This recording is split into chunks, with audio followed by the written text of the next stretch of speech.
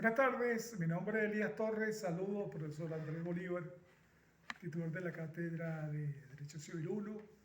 En esta oportunidad le voy a hablar sobre la personalidad del ser humano y el principio de personalidad, así como también la clasificación de las personas, sus características y elementos que la soportan.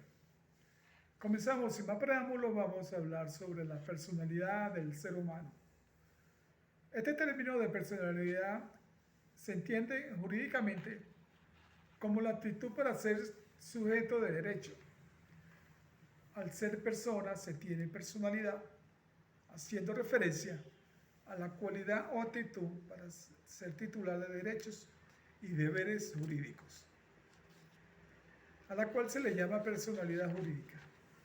Dentro de las perspectivas ético-filosóficas, la personalidad se residencia en la autoconciencia y el autodominio, la subjetividad moral y la responsabilidad. En el ámbito sociológico se hace coincidir con el conjunto de papeles o funciones que desempeña cada individuo dentro de la comunidad.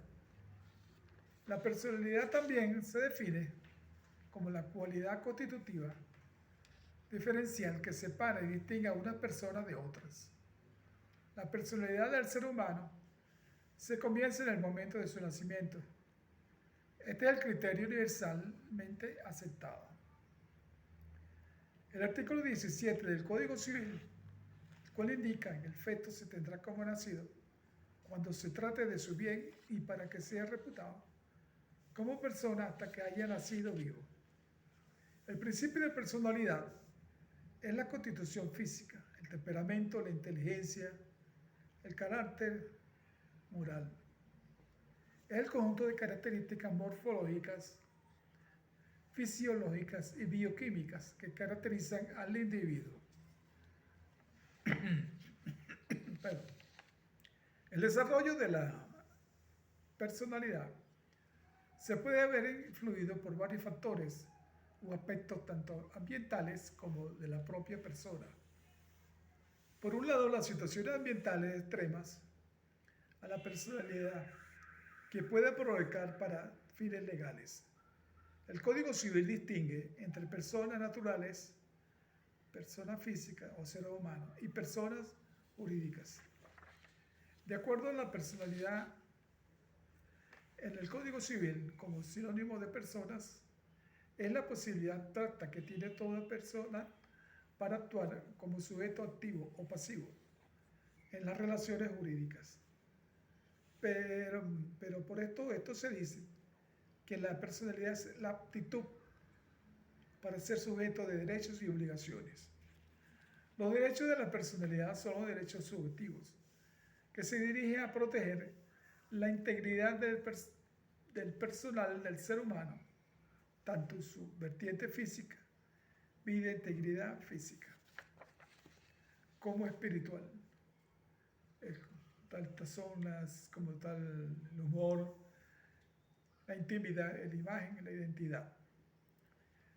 Las características de los derechos de personalidad son originarias, pertenecen al hombre por el solo hecho de serlo. Es decir, la persona la tiene desde que nace. Las absolutas son oponibles frente a todos, es decir, todos deben respetarlas, son autónomas, son independientes y de otros derechos. La personalidad se compone de dos elementos fundamentales, los cuales son el temperamento y el carácter.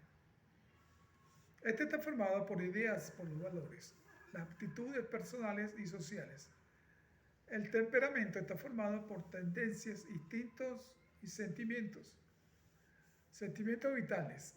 La doctrina establece como atributos de la personalidad los siguientes: la capacidad jurídica, cuáles son el nombre, domicilio, nacionalidad, patrimonio y estado civil.